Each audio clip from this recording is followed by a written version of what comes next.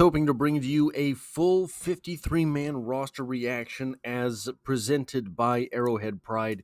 That reporting is not going so well. I forgot to button my shirt before the video. I hope you do not hold that against me. And apparently, things are not going so smooth. But we do have what is reportedly a 53-man roster from Chiefs Blitz on Twitter, who has been accurate with things in the past, was accurate with the UDFA and things like that. So we have that we're going to go over, including some surprises on there. And then we are going to go over a bit of breaking news-ish, I believe breaking news, from Chiefs Blitz as well. But breaking news that I have heard from a couple different places, so maybe it is true. I should not have sounded so doubtful and disrespectful when I said that. Apparently, maybe it is true. Quarterbacks, Patrick Mahomes and Gardner Minshew. This is exactly what we thought.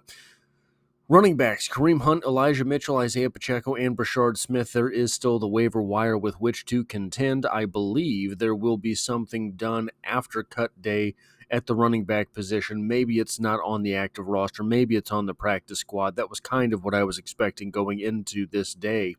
But that is a pretty decent group of running backs there. I think Elijah Mitchell has been underrated to this point in the preseason, but we will have to wait and see. Brashard Smith starting the season.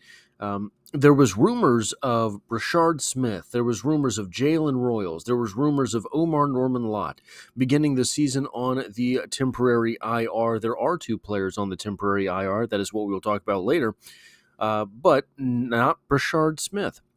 Here is the big surprise on offense. Wide receivers with 8. I am not sure. This is the thing that makes me sort of question here, because I have not seen wide receivers at 8. I have not seen Robert Tonyan cut other places. So I just want to put my sort of red flag up here. Not saying that anyone is lying about anything. In this day and age, there's a lot of bad information that gets out, and it gets out fast. So, Hollywood Brown, Jason Brownlee gets kept, Nico Remigio, Rashee Rice, Jalen Royals, Juju Smith-Schuster, Tyquan Thornton, and Xavier Worthy. That is a very, very diverse wide receiver room. You have a lot of speed. You have a little bit of size. You have a guy in Nico Remigio that has neither size nor speed, but has the quicks, right? So a lot going on there. I am not sure. This has to be in response to the fact that Rashee Rice is not suspended to begin the season, and you did not want to chance running any of your wide receivers through the waiver wire to end up on the practice squad. This means that maybe they had intel that even Jason Brownlee was targeted by other teams, and if he hit that waiver wire, he would have gotten claimed. They do not want to be missing him during Rashee Rice's suspension, and so you keep him on the roster. To the best of my recollection, this is the first time I would have ever seen 8 wide receivers kept on an opening day roster. Maybe I'm wrong. Maybe the Rams back in the day did it because they were just so pass heavy, but I do not remember this ever. Tight end, Noah Gray, Travis Kelce, Jared Wiley. The stunning omission there is, of course, Robert Tonyan. I think you can probably get him to the practice squad. I don't think anyone's really going to be out there, especially, look, Jelani Woods got cut. Okay, and I know I am the guy who all too often talks about the upside, talks about the RAS, talks about the 40-yard dash, talks about height and arm length. I talk about all that stuff too. Jelani Woods, all right? 6'7", I think he ran a 4.6 140, 253 pounds. You can teach him to block. If all you need is a guy who can block once, you can teach him to block. I can make him block. I can give him offensive lineman gloves and just force him to block. The potential there is through the roof. And then we get down to the offensive line here. Keeping 9, Mike Caliendo, Creed Humphrey, Jalen Moore, Wanye Morris, Hunter Nourzad, Jawan Taylor, Josh Simmons, Trey Smith, and Kingsley Suamataia. You have Ezapole was cut. You have Dalton Cooper was cut. You have C.J. Hansen was cut. I had C.J. Hansen making this roster. I really do believe that he does have upside in the NFL.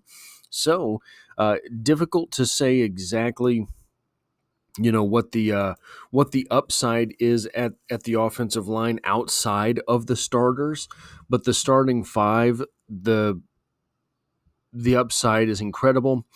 After that, I thought that CJ Hansen had upside. As a Pole, I think they probably want back on the practice squad. Dalton Cooper, they probably want back on the practice squad. Dalton Cooper was one of the first cuts, though, the OG cuts for this cutdown day. So it is difficult to say, if that was because they were trying to give him a chance to make another roster or because they were saying, hey, if we just get this out here now, maybe someone will forget about it.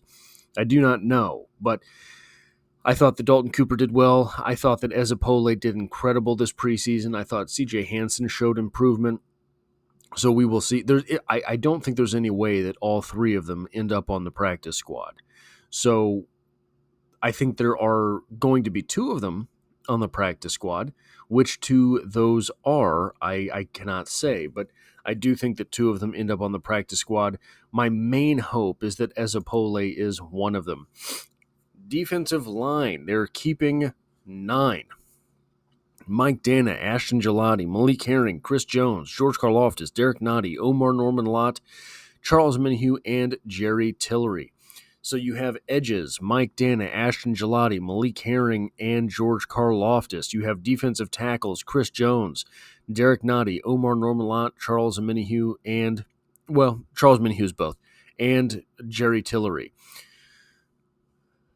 I think this is another spot where you are going to be watching the waiver wire, where it is very possible. A lot of people say defensive tackle, especially defensive tackle.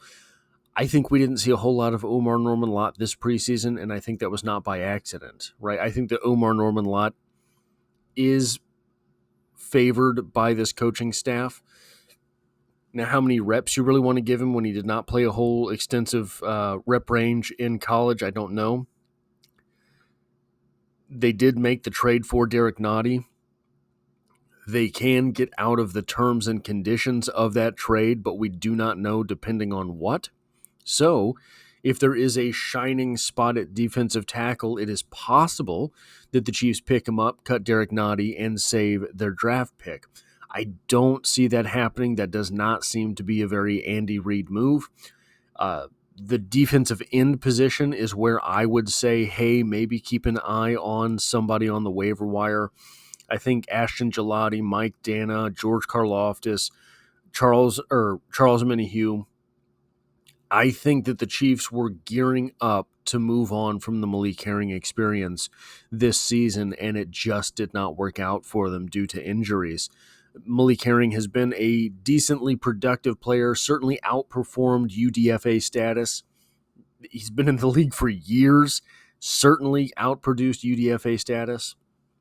Just kind of a rough go there. Then we have linebackers, 6, Jeffrey Bossa, Nick Bolton, Leo Chanel, Jack Cochran, Cooper McDonald, Andrew Tranquil. There was a rumor circulating, and I saw this from Chiefs Blitz as well, George was going to make the roster as well. Brandon George was going to make the roster as well. It looks like from the very next tweet from Chiefs Blitz that did not happen. I think this is kind of the expected group here once we saw Cooper McDonald flash like he flashed in the preseason. The one surprise perhaps to me is Jack Cochran. I thought that maybe he would start on IR with that injury. I thought that maybe he would be cut. I thought that maybe there was a slight chance he had some type of trade value because of his special teams value. I just did not know which direction the Kansas City Chiefs were going to go if you have Jack Cochran, who offers minimal upside at defense, but he can do it. And then you had someone like Brandon George, who offers minimal upside at defense, but he's younger and faster and bigger and stronger, right? If you were just using that linebacker spot as a special teams ace, would that special teams ace be better served to be younger, bigger, faster, stronger, etc., than Jack Cochran, who was very fast, very explosive, but not the biggest linebacker in the world? They went with Cochran. They went with experience, and it's possible that Brandon George returns to the practice squad. Then we have defensive backs, 9 of them: Chamari Connor, Brian Cook, Christian Fulton, Jaden Hicks, Trent McDuffie, Chris Roland Wallace, Jalen Watson, Joshua Williams, and Noel Williams. You will note an absence there, a notable absence. Noting a notable absence, that is because the Chiefs have placed tight end Jake Brenningstool and cornerback Najee Johnson on IR with designation to return. Their season is not over. So a lot of the question was, would Joshua Williams make the roster? He does. Will he survive the roster once the return of Najee Johnson happens? I think that probably this gives you 4 additional weeks to figure out a trade for Joshua Williams.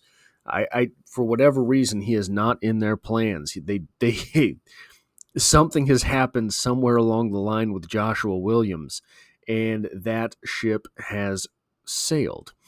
So I don't think there's any real top of my head surprises here.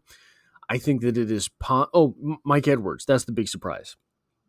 I had kind of talked about, I didn't know if Mike Edwards was going to make this team. Mike Edwards looks like his last name is plural. That is how fast he was running this preseason.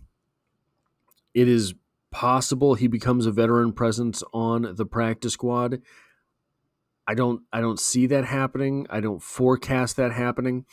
This is an interesting defensive back group because, well, it's kind of just that, a defensive back group. You have Chamari Connor, who does safety and corner. You have Jaden Hicks, who I think will be counted on in the slot quite a bit. You have Christian Roland Wallace, who is a safety and a corner kind of. You have Joshua Williams, who I think would have been better served to have been a safety, to have at least cross-trained and been a defensive back as opposed to just a cornerback during this time. But I will admit that he does look a little bit stiff, so maybe that is the hesitation with putting him at the safety position, because then you're putting him in the slot sometimes. So this is a group of 53 players that I think is pretty much what we had expected. If this is indeed the 53, again, I could not get official confirmation from Arrowhead Pride. Not sure what's going on there. There have been times where the Kansas City Chiefs at this point in the season have gotten cagey and not really divulged a whole lot of information, so I'm assuming that's just what that is. If anyone knows, let me know. I hope everything's all right at the website. But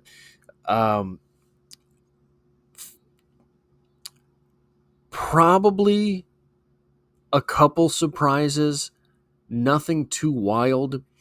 The practice squad announcement is going to be interesting because you have to wait for the waiver wire to clear, etc. All the big surprises, Derek Nottie, Sky Moore, came prior to today. So you have to wonder if the Chiefs kind of knew this was going to be the 53 heading into today, and there wasn't a whole lot of work to do. So the question there becomes, if that is the case, why is the reporting around this, why is the information around this so shoddy? I'm assuming it's on the Chiefs' end, right? Arrowhead Pride is normally pretty up to par on these things, so I have to imagine that the dearth of information is coming from the organization itself. So, there are some interesting names out there on the waiver wire. There are some interesting names out there that have been cut. I've been keeping an eye on the defensive backs and the edge players. Nothing too terribly interesting there. So maybe the practice squad goes through and it's just kind of the players that the Chiefs had before the Chiefs had cut in this cut down day. No, normally there's a snag or two along the way, so we will have to wait and see. But anyway, guys, that's what I have for this video. A sort of reaction to the 53-man roster, a sort of rundown of the 53-man roster. We will see how accurate it is moving forward, but the Chiefs are the only thing I talk about here, so consider hitting the subscribe button, and I hope to have you back for the next one.